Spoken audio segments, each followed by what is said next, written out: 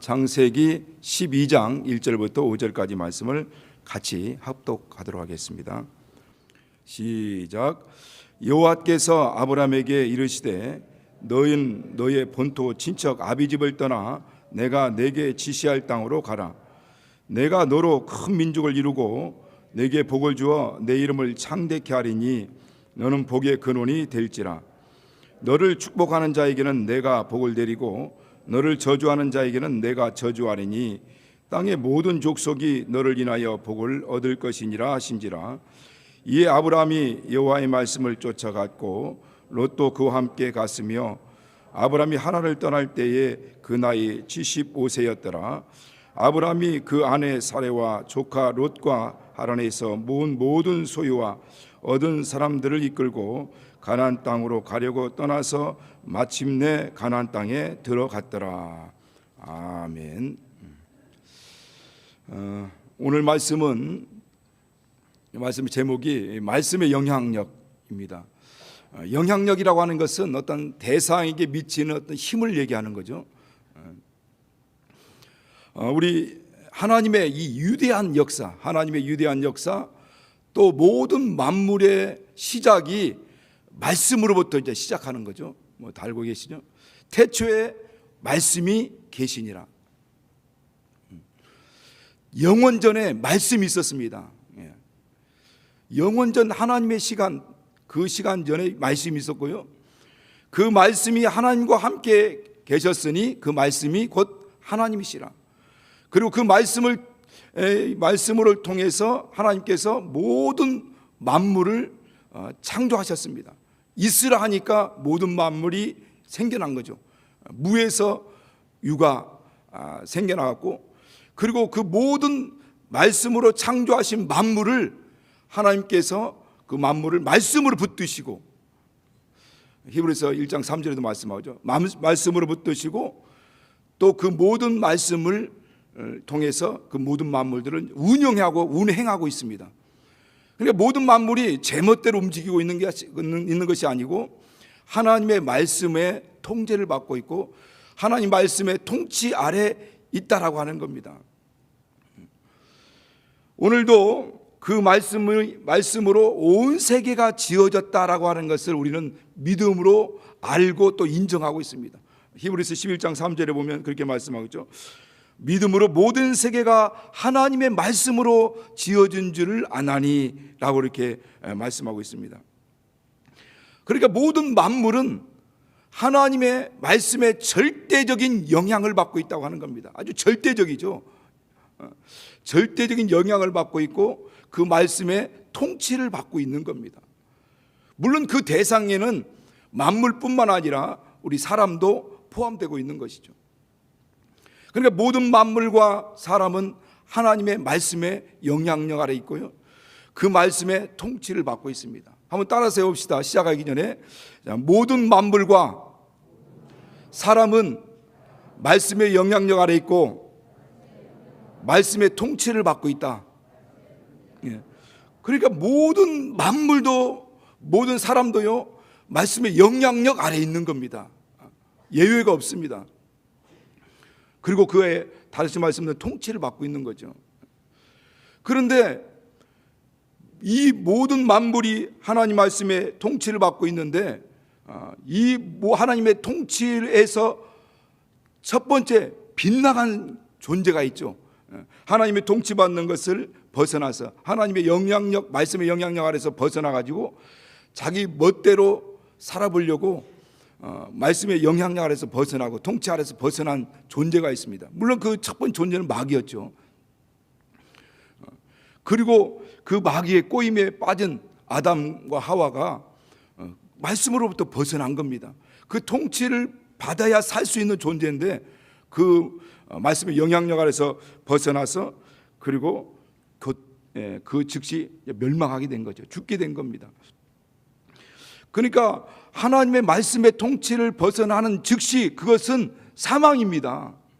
말씀의 영향력 아래에서 벗어나는 즉시 그것은 멸망입니다. 그러나 여전히 하나님 말씀 안에서 그 영향력 아래에서 그 통치 아래에서 있는 사람들은 마치 포도나무와 가지관계처럼 포도나무에서 진액이 가지에 계속 보내지면 가지 끝끝마다 열매를 맺게 되죠.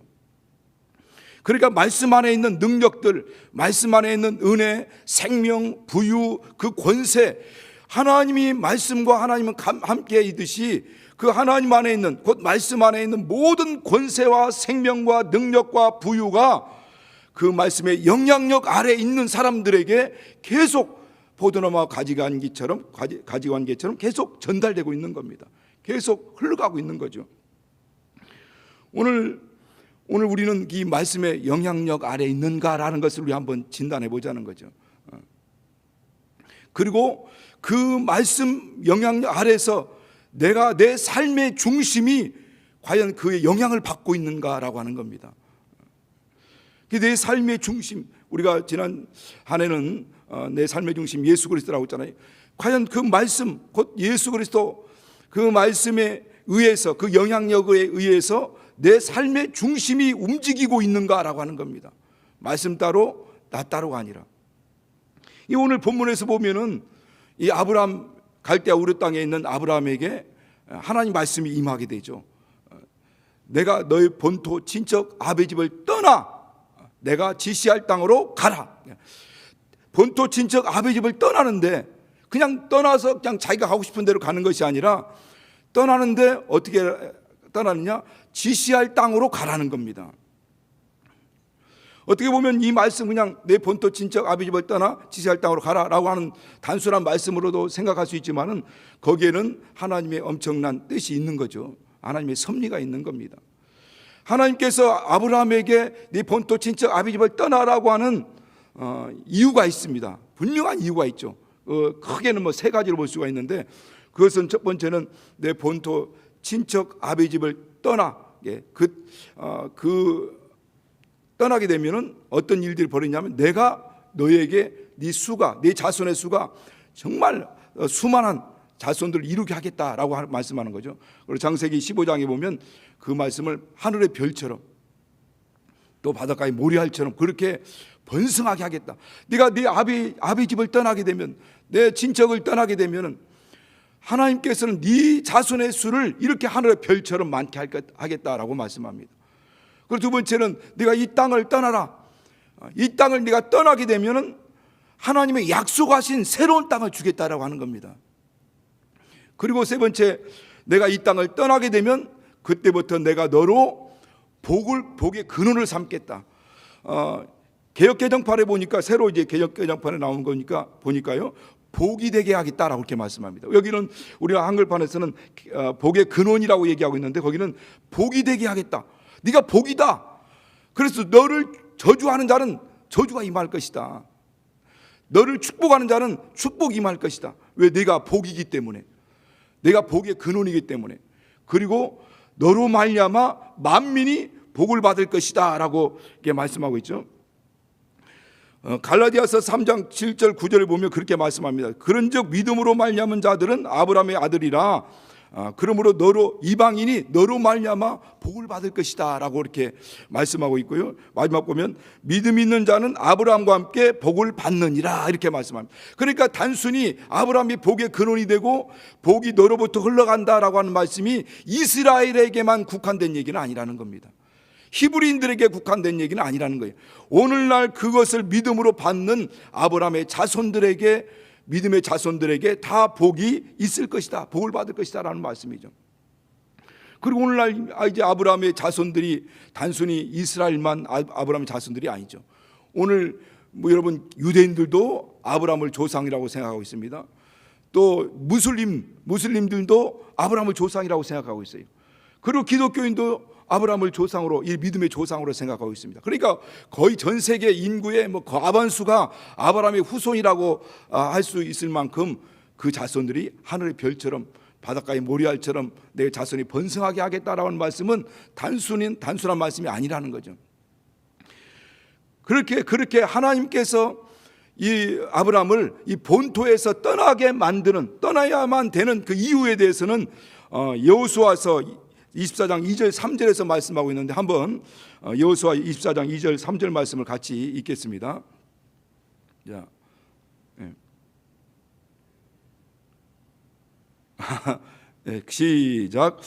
여호수아가 모든 백성에게 이르되 이스라엘 하나님 여호와의 말씀에 옛적에 너희 조상들 곧 아브라함의 아비 나홀의 아비 데라가 강 저편에 거하여 다른 신들을 섬겼으나 내가 너희 조상 아브라함을 강 저편에서 이끌어내어 가나안으로 인도하여 온 땅을 두루 행하게 그 씨를 번성하게 하려고 그에게 이삭을 주었고.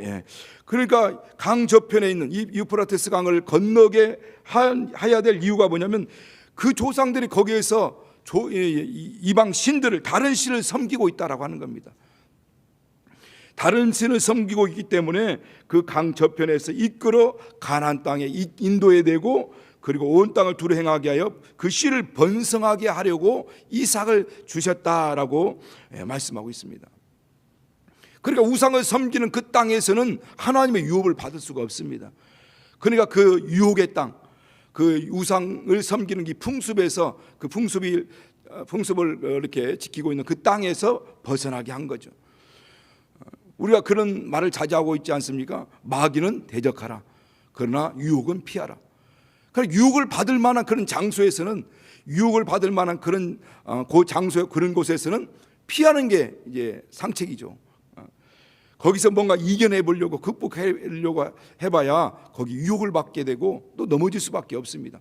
마귀는 우리가 예수 이름으로 대적하지만은 그러나 그런 유혹의 장소, 그런 범죄의 장소, 또 유혹을 받을 만한 곳에서는 피하는 것이 가장 좋은 방법이라는 것을 말씀하는 겁니다. 이 아브라함이 이 명령에 순종하기 위해서는 엄청난 대가를 치러야 되는 거죠. 그 땅에서 이제 터전을 잡고 또 뭐 얼마나 많은 땅이 있었는지 모르겠지만은 그러나 그 땅에서 이 모든 것을 다 내려놓아야 되고 다 이제 모든 것을 포기해야 되는 그런 상황이 온 겁니다.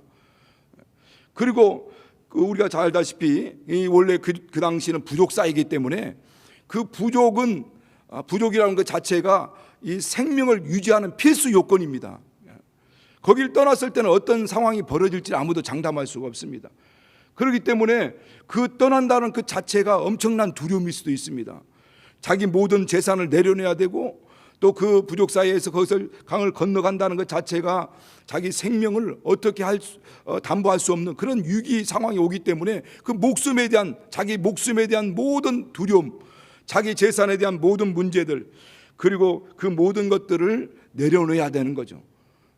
하나님께서는 그걸 내려놓으라 이렇게 명령하셨습니다. 왜 그 말씀하셨을까? 그 말씀의 이면에는 하나님을 절대적으로 신뢰해야 된다는 거죠. 이제부터는 하나님을 철저히 의지해야 된다는 겁니다.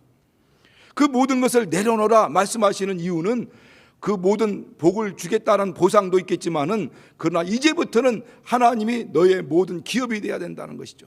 그리고 하나님을 철저히 의지해야 되고 또 하나님을 철저하게 절대적으로 신뢰해야 된다라고 하는 것을 말씀하고 있는 거죠.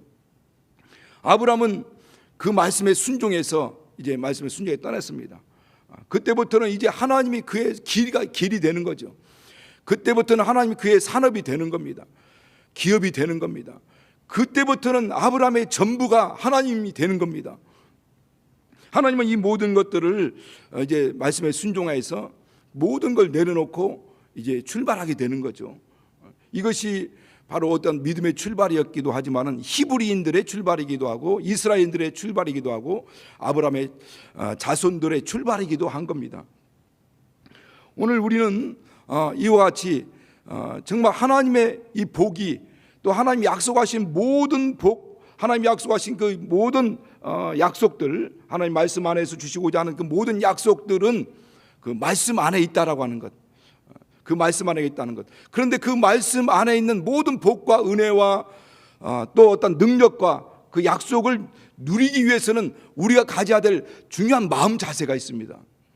하나님 약속이, 하나님 말씀이 정말 천지를 창조하는 말씀이고 오직 모든 만물을 운행하고 있는 말씀이고 또 모든 것을 살리는 말씀이고 그 말씀이 능치 못함이 없는 그 말씀인데 그 말씀의 언약, 그 말씀의 약속이 우리 안에서 영향력을 발휘하기 위해서는 중요한 마음가짐이 있다라고 하는 거죠. 그 마음가짐이 뭐냐면은 그게 바로 말씀에 대한 권위를 인정하는 겁니다. 그 말씀에 대한 권위를 인정하는 것이 가장 중요하다는 겁니다. 요즘 시대를 갖다가 탈권위주의 시대라고 합니다. 권위에 대해서 상당하게 이제 민감하게 반응하는 시대라고 하는 거죠. 여러분 이제 얼마 있으면은 채 뭐 3주 더 남지 않았죠. 대통령 이제 20대 대통령 선거가 있습니다.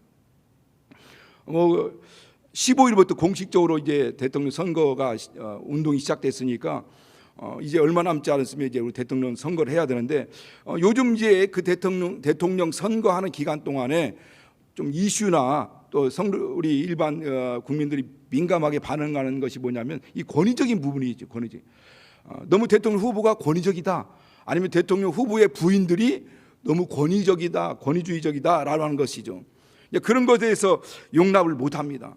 뭐 이전에는 이제 막 독불장군처럼 안한 부인처럼 막 무소불위의 권세를 휘두른 적이 있었습니다. 그래서 모든 국민들을 탄압하고 또 막 어떤 감찰하고 통제하고 그래서 그거에 대한 막 항거가 일어나고 또 그래서 막 여러 가지 많은 희생과 아픔을 통해서 오늘날 우리나라가 여기까지 오게 된 거죠. 그런데 이와 같은 많은 사람들이 우리 국민들이 어느 의식이 이제 높다 보니까 의식 수준이 높다 보니까 이런 권위주의적인 부분에 대해서는 상당하게 민감하게 반응한다는 거죠. 이전에 제가 이제 영화를 본 적이 있는데 변호인이라는 영화를 봤습니다. 변호인이라는 영화가 총 관객 수가 뭐 1137만 정도가 됐다고 하는데 뭐 그 후에는 모르겠어요. 그러니까 웬만한 사람들은 다 성인들은 다 봤다라고 하면 되겠죠. 뭐 여러분도 아마 보신 분들 많이 있습니다. 이제 그 변호인이라는 영화의 어떤 핵심은 1980년대 그 불임 사건을 모티브로 해서 영화한 것이죠. 나라에서 금기시하는 이 금서, 일명 불온서적이죠. 그런 서적을 이제 뭐 금서를 봤다라는 이유만으로 이게 경찰서에 끌려가 가지고 딱 남산에 끌려가 가지고 온갖 고문을 당합니다. 학생들이. 그런데 이제 그것이 재판이 이루어지는데 그 재판장에 어떤 증인으로 나온 사람이 뭐냐면 그때 그들을 잡아다가 막 고문하고 하는 물고문 시키고 막 그런 장면들을 보지 않습니까? 그랬던 경찰 간부가 나와서 이제 하는 얘기가 막 국가 얘기하면서 국가가 명령하면 다 복종해야 된다. 막 이런 식으로 이제 말씀하죠. 이야기를 하죠. 말을 합니다. 그때 이제 그 사건의 변호인으로 나온 그 변호사가 아주 유명한 말을 합니다. 자꾸만 국가라는 말이 이제 물론 그 당시 대통령을 염두에 두고 하는 말이죠. 곧 대통령이 뭐 국가다는 의미로 이렇게 이야기하는데 그때 그 변호사가 하는 얘기가 헌법 1조 2항에 의거해서 대한민국 헌법 1조 2항 하면서 대한민국의 모든 주권은 국민에게 있고 모든 권력은 국민에게서부터 나온다. 그러므로 국민이 국가다 이렇게 얘기하는 거죠. 그 당시 이런 얘기하면 뭐 또 다른 불이익을 당할 수도 있는데 바로 이 국가 하는데 당시 말하는 국가는 대통령을 얘기하는 것 같은데 진정한 국가는 바로 국민이다. 국민에게서 모든 주권이 나오고 권력이 나온다라는 것을 말씀하는 겁니다. 뭐 이전에도 우리가 그런 얘기 많이 들었지 않습니까? 교회에 순종해야 된다. 교회에 뭐 복종해야 된다라고 할 때 그 교회라고 하는 이전 우리가 개혁하기 이전에 그건 어느 김아무개를 뜻하는 이런 뉘앙스로 계속 우리가 얘기를 듣기도 하고 또 이렇게 알기도 했는데 그러나 우리는 분명히 또 이 의미를 알고 있죠. 뭐 교회라는 의미가 무엇인지에 대해서 분명히 알고 있습니다. 그런데 그러면 이 기독교의 권위는 어디에서부터 나오느냐? 기독교의 권위는 물론 하나님 말씀에서부터 나오는 겁니다. 그런데 여기에서 좀 다른 부분이 있어요. 국가와 기독교회와의 다른 부분이 하나가 있습니다. 그것은 뭐냐면 모든 국가의 그런 권위는 헌법에서 나오고 그 헌법에서 보장해 주는 국민들로부터 권위가 나오는 겁니다. 권력이 나오는 거예요. 그런데 기독교회는 모든 권위가 하나님 말씀에 있습니다. 말씀에서. 근데 그 말씀의 권위가 어디서부터 나오냐면 살아계신 하나님으로부터 나온다는 거죠. 그런데 우리가 조금 잘못 생각하면은 이 세상에서는 모든 권위가 국민으로부터 나오니까 여기 우리가 모든 말씀의 권위가 사람으로부터, 성도로부터 나온다라고 혹 오해할 수도 있습니다. 그런데 하나님으로부터 나온다는 거죠. 모든 교회의 권위는요, 목사에게 있는 게 아닙니다. 그렇다고 해서 성도들에게 있는 게 아니에요. 교회의 모든 권위는 말씀에 있습니다. 교회의 모든 권위는 하나님께 있는 거예요. 그렇다면 과연 우리 교회가, 우리 개혁교회가 하나님의 말씀의 영향력 아래에 있느냐는 거죠. 그렇다면 우리 모든 이 교회가, 우리 성도들이 하나님 말씀의 영향력 아래, 하나님의 그 권위 아래에 있느냐는 것을 우리는 알아야 한다는 겁니다. 여러분, 이 말씀의 모든 능력은 바로 이 말씀의 권위를 인정하는 자들을 통해서 그 영향력이 발휘가 되는 거예요. 말씀 안에 있는 모든 약속들, 그 안에 있는 생명들, 능력들은 이 말씀의 권위를 인정하는 자들을 통해서 그 영향력이, 말씀의 영향력이 발휘가 된다라고 하는 겁니다. 그러니까 말씀의 권위를 인정하는 사람들이에요. 그 말씀의 권위를 인정하는 사람들은 어떤 사람들이냐면, 그 말씀 안에서 권위를 인정하는 사람들은 그 말씀 안에서 하나님을 경외하는 사람들이죠. 하나님을 경외하는 사람들이, 다시 바꿔 얘기하면 하나님이 경외하는 사람들은요, 다시 말씀드리면 하나님을 정말 두려워하고 하나님을 사랑 안에서 두려워하는 마음이죠. 두렵고 떨리는 마음이죠. 그분이 어떤 분이신지를 아는 거예요. 그렇게 하나님을 경외하는 사람들이 하나님의 말씀에 대한 권위를 갖게 되는 겁니다. 하나님 말씀의 권위를 인정하게 되는 거죠. 그렇게 하나님 말씀의 권위를 인정하는 사람들이 에게 그 말씀의 영향력이 나타나는 겁니다. 그러니까 오늘 우리는 이와 같이 정말 이 말씀의 권위, 또 그 말씀에 대한 어떤 두려움, 또 그 경외함, 또 그런 자들 통해서 하나님의 역사가 나타나는 거죠. 방금 앞에서도 요즘 시대가 달 권위주의 시대라고 말씀드렸는데, 이 권위와 권위주의는 다릅니다. 권위라고 하는 것을 우리 네이버 사전에서 찾아보니까 남을 통솔하거나 따르게 하는 힘이라고 하고, 권위주의는 남들에게 복종을 요구하는 강압적인 태도, 이런 얘기합니다. 내가 목사기 때문에 성도는 다 복종해야 돼. 이건 권위주의적인 것이죠. 내가 부모기 때문에 자신들은 다 내 말에 복종해야 돼. 이것도 권위주의적인 것입니다. 대통령이라고 국민들을 막 내 대통령이가 다 내 말이 법이야라고 해서 강압적으로 할 수 없다. 이게 권위주의적인 것입니다. 우리 이런 의식들에서 깨어난 거죠. 그러니 권위주의적인 것들은 우리가 지양해야 되지만은, 그러나 권위는 인정해야 된다는 거죠. 하나님 말씀에 대한 권위. 여러분, 설교자에 대한 권위를 인정하지 않으면요, 은혜가 흐를 수가 없습니다. 네 가지 것이 뭔데 거기서 서서 설교한다라고 하는 거야? 라고 한다면, 여러분, 그렇게 생각하는 사람에게 무슨 은혜가 흐르겠습니까? 여러분, 은혜를 받지 못한다는 말을 많이 하시는 분들이 있습니다. 여러분, 그러나 은혜라고 하는 것은 살아있는 영혼들, 영적으로 하나님 말씀의 영향력 아래 있는 사람들에게는요, 그 말씀은 계속 흘러가게 돼 있는 거예요. 그 말씀은 그 영혼들에게 계속 흘러가게 돼 있고 그 영향력을 미치게 돼 있는 겁니다. 여러분, 살아있는 식물은 그 햇빛에 반응하게 되죠. 햇빛에 반응하게 되고 또 그 햇빛을 향하여 자라게 되죠. 마찬가지로 살아있는 영혼들은요, 하나님 말씀에 영향을 받게 돼 있습니다. 영혼이 깨어있는 영혼들은요, 하나님의 말씀의 영향력 아래서 그 말씀에 반응하게 돼 있다라고 하는 거죠. 그리고 그 예수 그리스도를 향하여 계속 바라보고 성장하게 되는 거죠. 그러나 죽어 있는 영혼들, 죽어 있는 생명은 반응하지 않습니다. 그러니까 오늘날 살아있는 영혼들, 살아있는 참 신앙인들이라고 한다면 바로 말씀에 대한 영향력 아래서 그 말씀의 영향을 받게 돼 있는 거예요. 그래서 자기가 변화시키려고 하고 변화되려고 하고 그렇게 또 기도하고 안 될 때는 회개하고 그러면서 끊임없이 자기와의 싸움이 일어나는 겁니다. 왜? 하나님 말씀의 그 영향력 아래서 그 말씀에 반응하기 위한 어떤 몸부림인 거죠. 우리가 말씀을 떠나게 되면 이제 영적으로 메말라게 돼 있죠. 내 말은 영이요 생명하기 때문에 마치 말씀을 떠난 영혼은 물 떠난 물고기와 같은 겁니다. 아모스 8장 11절에 그렇게 말씀합니다.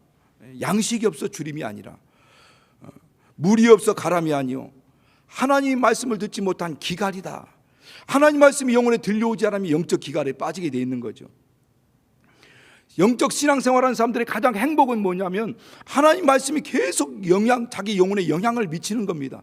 그리고 그 말씀에 날마다 반응하는 겁니다. 거기에서 기쁨이 있는 거죠. 거기에 대한 감격이 있고 그래서 행복한 겁니다. 비록 내 삶의 환경이 어렵고 힘들더라도, 비록 먹을 것 없고 여러 사업이나 여러 상황들이 어렵고 힘들더라도요, 영적인 사람들은 하나님의 말씀이 그 말씀이 영혼에 계속 정말 샘솟듯이 흘러나오고 그 말씀이 계속 영혼에 들어오고 그 말씀이 영혼의 은혜가 될 때는요, 어떤 환경과 상황 가운데서라도 그것을 이겨내고 거기에 대해서 정말 극복할 수 있는 힘이 생기는 겁니다. 그리고 기쁨과 즐거움이 있는 거죠. 오늘 우리의 신앙의 출발, 믿음의 출발은 바로 말씀으로부터 시작하는 겁니다.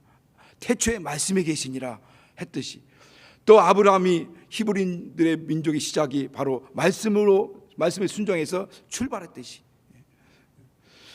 어떤 분이 이 믿음, 충만한 믿음을 얻기 위해서 오랜 기간 동안 기도했다고 합니다. 정말 기도를 많이 하면은 이 믿음이 어느 날 불길같이 확 일어날 줄 생각하고 그렇게 정말 간절히 줄기차게 오랜 기간 동안은 기도했다는 거예요. 그렇게 많은 기도를 하는 동안 성경을 읽게 됐는데, 성경을 읽는 동안 하나님 말씀이 크게 감동이 된 말씀이 있는데, 로마서 10장 17절 말씀입니다. 믿음은 들으면서 나고 들으면 곧 예수 그리스도의 말씀이라는 거죠. 믿음이 기도에서 뭔가 불길이 일어나든 막 일어나는 게 아니라 믿음은 말씀으로부터 시작되는구나 라고 생각해서 그때부터 말씀을 많이 읽기 시작했고, 정말 더 그래서 성령의 충만을 받고 성령의 능력을 체험하고 하면서 놀라운 이제 일꾼 또 부흥사로서 이제 역사하기 시작한 겁니다. 미국에서 가장 유명한 부흥사 중에 한 명이 D.L. 무디인데, 이 무디 목사가 바로 그 사람입니다. 그 사람 성경책은 얼마나 많이 봤는지 아주 너덜너덜하게 될 정도로 달아있다는 거예요. 그 성경책 안에는 빼곡한 메모가 있었고, 그 메모 가운데 그 성경 말씀 끝마다 TP라는 이 알파벳이 적혀 있더라는 겁니다. 그래서 그걸 봤던 어떤 사람이 그게 무슨 뜻인가 궁금해 가지고, 아니 이게 무슨 뜻입니까? 라고 물어보니까 그 T라는 말이 트라이드라는 거, P라는 말이 프로벤이라는 뜻으로서 이제 시도해 보니까 입증되었다라는 뜻이라는 거죠. 그러니까 내가 이 말씀을 따라서 순종해 보니까, 이 말씀을 따라서 실행해 보니까, 이 말씀을 따라서 내가 시도해 보니까 과연 이 말씀은 살아있는 말씀, 생명의 말씀이라는 것이 입증되었다, 증명되었다라고 하는, 그러니까 자기가 직접 실천해 보고 입증되고 경험했던 말씀에 TP라고 이렇게 정해놓은 것입니다. 오늘 정말 요한복음 5장 25절에 보면 그런 말씀이 있습니다. 예수께서 말씀하시기를 죽은 자들이 하나님의 아들의 음성을 들을 때가 오나니 곧 이때라. 듣는 자는 살아나리라. 하나님의 음성을 들을 때, 주님 말씀을 들을 때 죽은 자가 살아난다는 겁니다.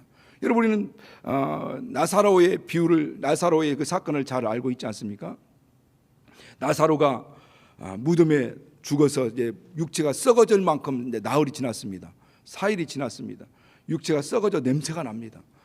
그런데 예수께서 나사로의 무덤 앞에 와가지고 무덤 문을 막고 있는 돌을 옮겨 놓으라 하시고 나사로를 향해서 부릅니다. 나사로야 나오라. 그러니까 이 나사로야 나오라 하는 순간에 나사로가 살아난 겁니다. 그리고 일어나고, 그래서 움직여서 행동해서 걸어 나오는 거죠. 여러분, 이미 육체는 썩어져 있었는데 바로 그 죽어 있는 사람이 하나님의 말씀에 반응하기 시작하는 거죠. 나사로는 정말 이전부터라도 하나님 말씀에 계속 익숙한 사람이죠. 주님의 말씀에, 주님의 음성에 익숙해져 있는 사람입니다. 그러니까 주님이 일어나라 하니까 그 말씀에 따라 그가 살아나고 행동하고 움직이기 시작하는 거죠. 여러분, 우리는 나사로보다 나은 사람들 아닙니까? 저희들은 살아있는 사람이고, 나사로는 몸은 죽어 있었던 사람인데, 그런 죽은 시체도 일어나는데 살아있는 우리야 얼마나 더 하나님 말씀이 더 역사하겠습니까? 우리는 하나님 말씀의 영향력 아래에 있을 때 영혼이 움직이기 시작하게 되죠. 그리고 그 말씀에 따라서 역사하기 시작하는 겁니다. 시편 19편 7절 10절에 보면 그런 말씀이 있어요. 하나님 말씀은 완전하게 영혼을 소생케 하고 우둔한 자로 지혜롭게 하고 마음을 기쁘게 하고 눈을 밝게 한다라고 말씀합니다. 하나님 말씀은 완전하고 생명이 있기 때문에 영혼을 소생시키고 영혼을 변화시키고 영혼을 회복시킨다라고 하는 겁니다. 우리가 하나님 말씀에 반응할 때 영혼이 살아나는 거죠. 하나님 말씀의 영향력 아래에 있을 때 영혼이 살아나게 되는 겁니다. 오늘 본문에서 나온 것처럼 아브라함이 본토 친척 아비 집을 떠나라 라는 명령을 따라서 이제 출발하게 됩니다. 그 유프라테스 강을 건너갈 때 미래에 대한 두려움이 있었을 것입니다. 죽음에 대한 과연 내가 이 가족들이 과연 살아날까, 죽을까에 대한 어떤 두려움도 있을 것입니다. 죽음에 대한 두려움, 불확실한 미래에 대한 어떤 염려, 근심, 걱정들이 있었겠죠. 그러나 그가 이 모든 것들을 초월하고 이 모든 것들을 이기고 극복하고 움직일 수 있는 그 힘이 어디에서 나왔냐면 그 말씀에서 나온 겁니다. 그러니까 우리의 삶이 힘들고 어렵고 내 모든 환경이 어렵고 힘들더라도 그 모든 어려운 환경들, 우리를 올가매고 있고 우리를 우겨싸고 있는 그 모든 환경들을 돌파할 수 있는 능력이 내게 있는 것이 아니라 하나님 말씀에 있다고 한 겁니다. 하나님 말씀은 능히 이 모든 것들을 돌파할 수 있는, 이 모든 것을 극복해 나갈 수 있는 힘이 있습니다. 그래서 아브라함이 그 말씀에 의지해서 출발해서 모든 환경들을 계속 극복해 나가는 과정들을 우리가 이 성경을 통해서 보지 않습니까? 우리가 이스라엘 백성들이 출애굽해서 40년 동안 광야 생활하는 동안 그들이 깨닫는 것 다 한 가지죠. 한 가지입니다. 물론 여러 말씀도 있지만은 이스라엘 백성들이 40년 동안 그들에게 하나님께서 말씀하시려고 하고 교훈하시려고 하고 또 그들이 깨닫는 건 뭐냐면 사람이 떡으로만 사는 것이 아니라 하나님의 입으로 나오는 모든 말씀으로 사는 줄로 알게 하려고 했다라고 우리 신명기 8장 2절 3절에 말씀합니다. 하나님 말씀을 떠나면 죽는구나. 하나님 말씀을 떠난 사람들은 다 거기에서 다 광야에서 죽게 된 거죠. 그리고 하나님 말씀 안에 있을 때 보호받을 수 있고 그 하나님 말씀 안에 있을 때 이렇게 살아갈 수 있겠다라고 하는 것을 이제 알게 된 거죠. 이 성경에는 두려워하지 말라라는 낱말이 365번 나온다고 합니다. 저는 안 쉬어봤기 때문에 나온다고 합니다. 그 루마니아의 리처드 범브란트라는 목사님 계십니다. 그분이 2001년도에 죽었는데 소천했는데 공산 치하에서 이 14년 동안 이렇게 엄청난 상상할 수 없는, 저는 이제 그분이 간증한 것을 잠깐 이제 봤습니다. 2001년도에 소천했기 때문에 그 간증도 있더라고요. 보니까 그분의 설교도 있고 영상 설교도 있고 또 여러 책도 나와 있고요. 근데 말할 수 없는 박해를 받았습니다. 고문도 당하고요. 14년 동안 감옥에 있으면서 상상할 수 없는, 정말 상상할 수 없는 고문도 당하고 박해도 당하고 어려움도 당했습니다. 그 감옥에 있으면서 거기서 그분에게 가장 큰 위로가 이제 하나님 말씀이었죠. 그 말씀을 계속 보면서 이렇게 또 14년 동안 있었으니까 얼마나 긴 세월입니까? 성경을 하나하나 찾아가면서 보니까 두려워하지 말라라는 말이 365번 나오다는 거예요. 그래서 참 신기하다. 어떻게 365번일까? 그래서 매일매일 두려워하지 말고 하나님을 전폭적으로 의지하고 강하고 담대하라. 나는 메시지로 받았다는 거죠. 그래서 그 모든 것들을 다 이겨나가고 극복하고 다 승리해 나갈 수 있었다라고 하는 것을 말씀하는 겁니다. 여러분, 우리가 살아가다 보면 예수 믿는 사람이라도 두려움이 옵니다. 그러니까 어떤 환경과 상황이 딱 닥치면 가장 첫 번째 우리 안에서 나오는 반응이 뭐냐면 두려움이 오죠. 근심도 오고 염려도 오지만은 두려움이 오죠. 어떻게 하지? 이후의 삶을 어떻게 살아가지? 또 어떻게 이것을 극복해 나가지? 이와 같은 어떤 그 두려움이 오게 되는 거죠. 그 모든 것들을 이겨낼 수 있는, 믿음의 사람들을 이겨낼 수 있는 것이 이제 하나님 말씀. 우리 그 말씀 안에 영향력 아래 들어갈 때 그 모든 것들을 다 극복하고 이겨낼 수 있는 겁니다. 여러분, 우리가 마리아를 알지 않습니까? 마리아, 동정녀 마리아. 예수의 모친이었던 마리아, 그가 하나님의 지시를 받습니다. 전사를 통해서 수태고지를 받죠. 내가 너를 사용하겠다라고 했을 때 그 말씀에 대한 이 마리아의 반응이 뭐냐면, 주의 계집종이오니 말씀대로 내게 이루어지사이다. 자, 그 말의 의미는, 그 말에 담긴 그의 고백은 나의 전 생애를 주님께 드리겠습니다라는 고백이거든요. 헌신의 고백인 겁니다. 주의 계집종이오니 말씀이 내게 이루어지사이다라고 하는 그 말 의미 안에는 내 생애를 전부 주님께 다 바치겠습니다, 다 드리겠습니다라는 헌신의 고백이죠. 왜냐하면 이 동정녀가 아이를 뵌다는 것 자체는 이미 그 이후의 삶을 보장할 수 없기 때문인 것입니다. 그 마리아가 하나님 앞에 쓰임받을 수 있었던 그런 이유는 바로 자기 삶을 주님 앞에 드릴 수 있는 그런 믿음의 담력이 있기 때문인 것입니다. 곧 하나님 말씀에 대하여서 정말 이렇게 반응하는, 또 하나님 말씀의 영향력 아래서 살아가는 삶이었다는 거죠.